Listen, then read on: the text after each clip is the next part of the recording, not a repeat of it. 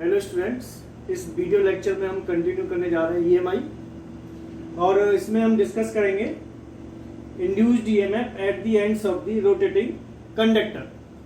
तो देखिए मेरे साथ, हम और आप जानते हैं magnetic flux phi equal to होता है मित्रों बी ए कॉस थीटा।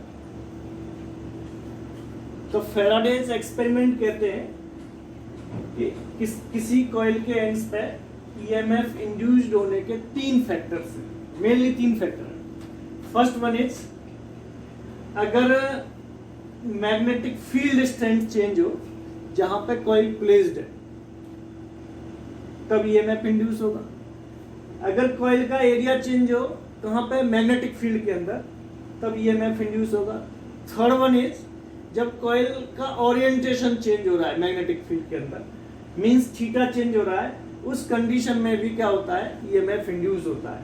तो रिजल्ट क्या मिल रहा था कि किसी भी कंडीशन से अगर कॉइल के लिंक फ्लक्स में हम चेंज कर दें तो ईएमएफ इंड्यूस्ड होता है और उस ईएमएफ की वैल्यू होती है E इक्वल टू होता है d∅dt। ये फैराडेज लॉ ऑफ ईएमआई कहता है।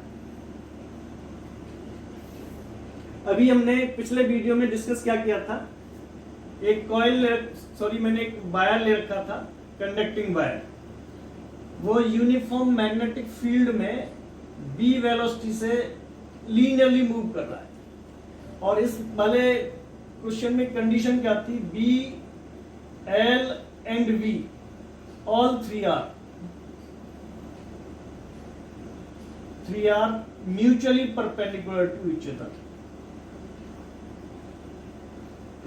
Each other. ये सिचुएशन थी। तो जो वायर का जो एंड्स है उसके एंड्स पे ईएमएफ की वैल्यू आती थी BLV। ये हमने और आपने पिछले वीडियो में बहुत सही से पढ़ रखा है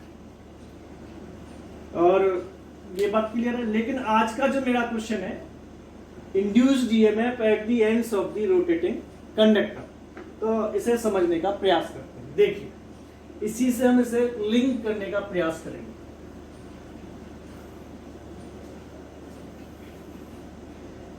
तो मान लीजिए मेरे पास ये यूनिफॉर्म मैग्नेटिक फील्ड है मित्रों। इस फील्ड में एक कंडक्टर है और इस कंडक्टर का ये वाला जो एंड है वन एंड फिक्स्ड है और जो दूसरा एंड है वो रोटेटिंग एंड है। ऐसे जैसे आप सपोज कीजिए ये कंडक्टर है और ये एंड फिक्स कर लिया मैंने और ये ऐसे ऐसे रोटेट हो रहा है। ये सिचुएशन है। तो अब हम और आप क्या देख रहे हैं यहाँ पे, मान लीजिए कंडक्टर ऐसे रोटेट हो रहा है। ये वाली सिचुएशन, रोटेशन आप किसी भी डायरेक्शन में ले सकते हैं, ऐसे ले सकते हैं या ऐसे ले सकते हैं, ये आपकी चॉइस है। कंडक्टर की जो लेंथ है वो L है, L is the length of the conductor, ये हमें गिवन है। तो आप कह सकते हैं ये सेंटर हो गया और ये इसका एंड्स हो गया और इसका मतलब क्या है, ये जो सर्कल बन रहा है इसकी रेडियस कितनी हो गई, L हो गई। एक बात क्लियर हो गई। मान लीजिए consider a conductor of length L rotate in uniform magnetic field V, और ये जो फील्ड है बोर्ड के अंदर की तरफ। बात क्लियर हो गई। With angular velocity omega, angular velocity omega से रोटेट कर रहा है। मान लीजिए t बराबर 0, ये P पॉइंट पे था और P पॉइंट से ये घूम करके रोटेट होकर के Q पे पहुंच गया इन टाइम dt। तो इसने ये वाला एरिया स्वेप किया, मींस आप ऐसे कह सकते हैं डेल्टा थीटा एंगल इसने स्वेप कर लिया dt time. Suppose at t बराबर 0 पोजीशन ऑफ द वायर, यहां पे ऐसे कह सकते हैं suppose in time dt, wire swept angle D theta angle wire ने स्वेप्ट कर दिया, ये वाला यहां से वायर ने ये एंगल स्वेप्ट किया डी थीटा। तो मैं आपसे कह सकता हूं area swept by the wire, swept by the wire, simple, ये ट्रायंगल की शेप है और डी टी टेंस टू 0 लेके चल रहे हैं हम, तो कितना आ जाएगा, एरिया आ जाएगा डी ए बराबर होता है हाफ बेस कितना है G L, radius into arc को मैं डीएक्स कह दूं, एल इंटू डीएक्स। लेकिन हम और आप जानते हैं आर्क एंगल इक्वल टू होता है आर्क अपॉन रेडियस, ये फॉर्मूला है हमारे पास। एंगल कितना है डी थीटा, आर्क की वैल्यू कितनी है डीएक्स, रेडियस कितनी है एल, तो डीएक्स इक्वल टू क्या आ जाएगा एल डी थीटा। तो that's Y D A equal to आ गया half L into L D theta, means half L square D theta. ये डी ए की वैल्यू आ गई। कहीं कोई दिक्कत? तो मैं आगे बढ़ रहा हूं इससे, क्या डालूं? देखिए area swept by the wire इतना आ गया। तब जब वायर ने ये एरिया स्वेप्ट किया डी टी टाइम में, तो इसका मतलब क्या है, इस वायर के द्वारा मैग्नेटिक फील्ड लाइंस को कट किया गया, क्रॉस किया गया। तो चेंज इन फ्लक्स, तो change in magnetic flux, D phi की वैल्यू कितनी आ गई थी, फाई इक्वल टू होता है D A cos theta, B into D A cos theta. अब थीटा देखिए, ये जो प्लेन है ये वाला, इसका एरिया वेक्टर अंदर की तरफ लूं, मैग्नेटिक फील्ड भी अंदर की तरफ है, थीटा की वैल्यू 0, थीटा 0 हो गया, तो कॉस 0 की वैल्यू 1 होती है, तो बी कितना है हमारे पास, बी एज इट है, डी ए की वैल्यू क्या है half L square D theta, ये डी फाई की वैल्यू आ गई, मीन्स डी फाई बराबर आ गया half B L square D theta, ये डी फाई आ गया। अब फेराडेज लॉ क्या कहता है, according to Faraday's law of EMI, E equal to होता है D phi by D T. मित्रों पढ़ रखा है डी फाई, ये है हमारे पास half B L square D theta upon D T, but D theta upon D T को हम मित्रों एंगुलर वेलोसिटी ओमेगा के देते हैं, तो ई इक्वल टू क्या आ जाएगा half B L square omega. आपकी समझ में ये मुझे लग रहा है आ गया होगा, क्वेश्चन क्लियर हो गया। अब इसका एक ऑल्टरनेट मेथड और देखिए, ये मैं हटा दूं, देखिए दूसरा मेथड देखिए,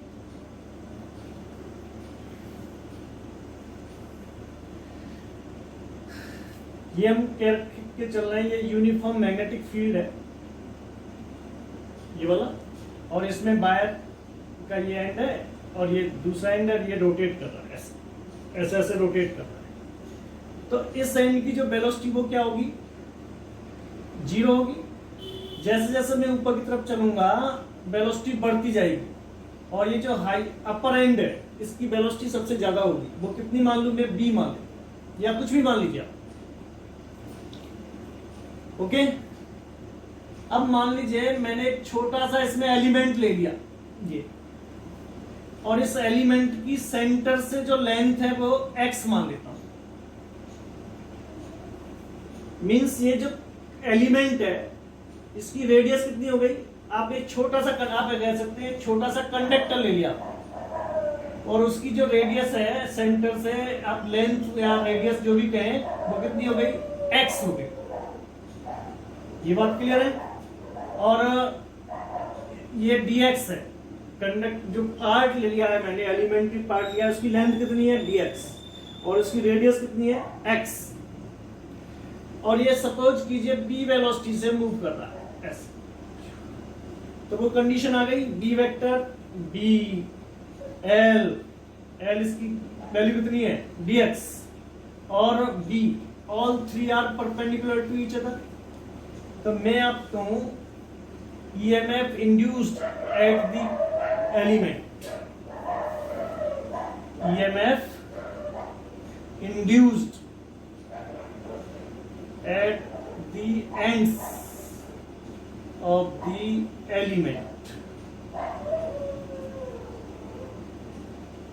of लेंथ कितनी है, dx मान लिया, इस एलिमेंट की लेंथ को dx मान लिया, तब कितना आएगा इंड्यूस्ड ईएमएफ को मैं d से नोट कर दूं यहाँ पे, d बराबर क्या आएगा, b l, इसकी लेंथ l का मतलब dx, और कितनी वेलोसिटी है v, b dx b। ये बात समझ में आ गई क्या? एक बार सोचिए भाई, E बराबर क्या होता है, b l v, यही तो फॉर्मूला होता है। अब b कैसे निकालेंगे, b dx तो चलेगा, b का जो फॉर्मूला होता है मैंने क्या बताया था, r ओमेगा, r की लेंथ कितनी है यहाँ पे x, तो ये आ जाएगा x ओमेगा, तो x इंटू ओमेगा, तो d कितना आ गया, b ओमेगा x dx, ऐसा कह सकते हैं क्या हम? अब आप देखिए एक बार ये बात फिर देखिए, कंडक्टर में एलिमेंट यहां से लेकर के इस पॉइंट तक हो सकते हैं, ये जीरो से लेकर कहां तक हो सकते हैं, एल तक, तो नेट ईएमएफ कितना हो जाएगा, hence induced EMF at the ends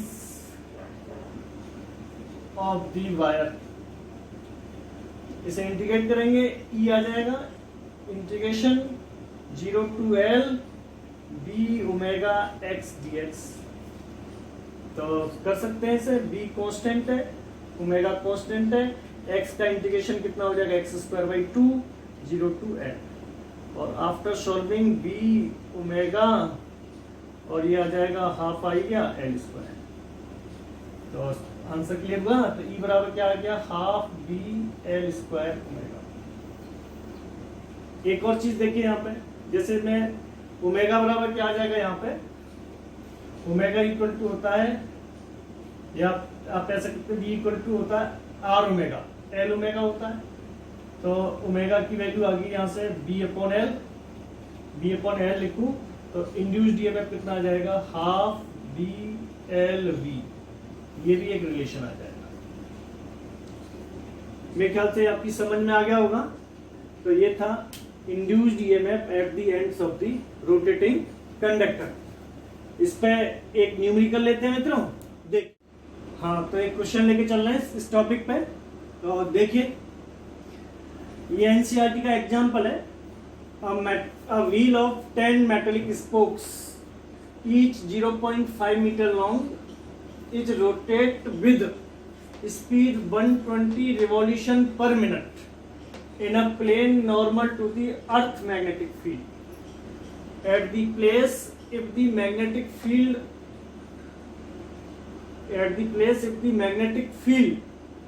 is 0.04 Gauss, what is the induced EMF between the axle and rim of the wheel?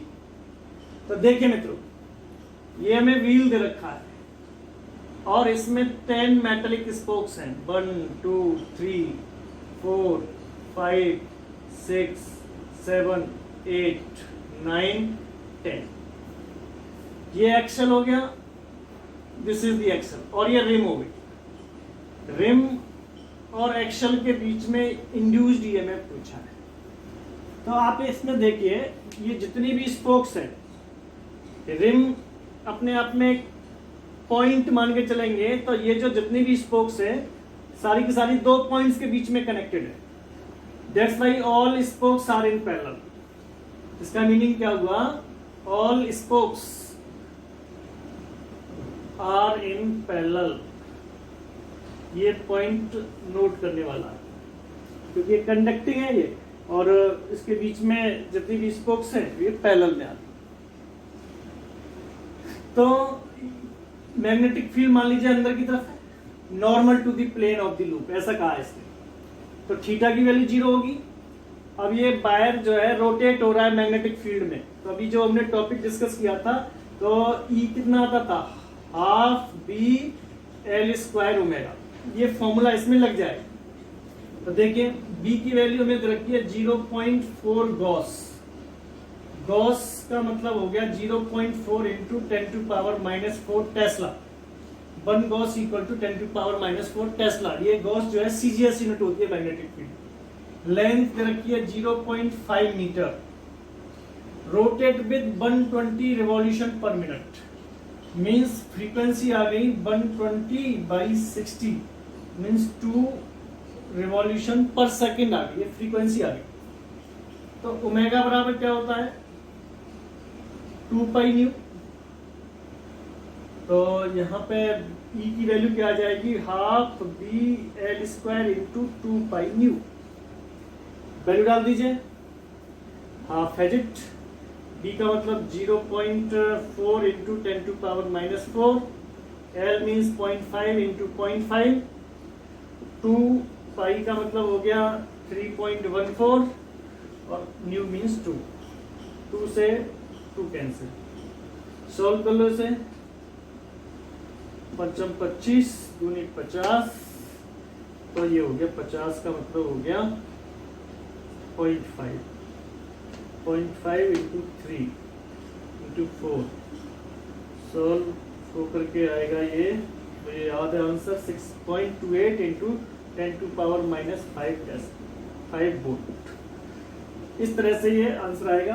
तो कई बार ये बोर्ड में पूछा गया है क्वेश्चन, इसलिए मैंने ये लिया है। तो इसलिए आप इसे कीजिए, एनसीईआरटी से और पढ़ने का प्रयास कीजिए। एक और दे रखा है बराबर में इसके, उसको भी आप कीजिएगा। एक क्वेश्चन और ले रहे हैं, देखिए बहुत आसान सा क्वेश्चन है। मान लीजिए ये यूनिफॉर्म मैग्नेटिक फील्ड बी है और ये बोर्ड के अंदर की तरफ है, और इसकी जो वैल्यू है वो है 0.5 टेस्ला। और इसमें ये रेल है, वायर फ्रेम या रेल कह सकते हैं, जिसका अपना रेजिस्टेंस है, आर की वैल्यू है इसमें मान लीजिए 10 ओम है, और ये वायर है PQ, और इस रेल के ऊपर फ्री टू मूव है, और ये मूव कर रहा है with velocity v equal to 2 metre पर सेकंड की स्पीड से जा रहा है।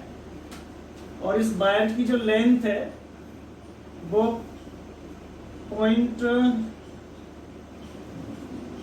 ये मान लीजिए 5 मीटर पर सेकंड की स्पीड है, और इसकी लेंथ 2 मीटर है। आप ऐसे कह सकते हैं। तो question is find the current in the register. Find the current in the resistance register. एक बार दोबारा सुनिए, ये जो वायर फ्रेम है इसका अपना रेजिस्टेंस 10 ओम है, तो इसके ऊपर wire PQ free to move है, जिसकी स्पीड कितनी है 5 मीटर पर सेकंड है, और इस वायर की लेंथ जो है 2 मीटर है। क्वेश्चन कहता है ये uniform magnetic field V 0.5 Tesla में लाई कर रहा है, तो इसमें करंट कितना होगा। तो बड़े आराम से आप कर सकते हैं। ये सिंपल फॉर्मूला बताया था मोशनल EMF, परपेंडिकुलर केस है, लीनियर मोशन है, तो यहाँ पे E बराबर आएगा BLV, potential difference across the ends of the wire, BLV। B की वैल्यू 0.5 L2 5, 5 दूनी 10, 0.5 मीन्स E बराबर हो गया 5 वोल्ट। E 5 वोल्ट आ गया, तो करंट I बराबर क्या होता है E/R। E मीन्स 5, R की वैल्यू 10 मीन्स 0.5 एम्पियर। अब क्वेश्चन आता है इस करंट की डायरेक्शन क्या होगी। हमने बताया था राइट हैंड रूल से आप करंट की डायरेक्शन निकाल सकते हैं। Motion, field, current. मोशन कैसे है, बाहर की साइड, इस साइड, मैग्नेटिक फील्ड अंदर की तरफ, करंट ऐसे जाती है इस वायर में, ये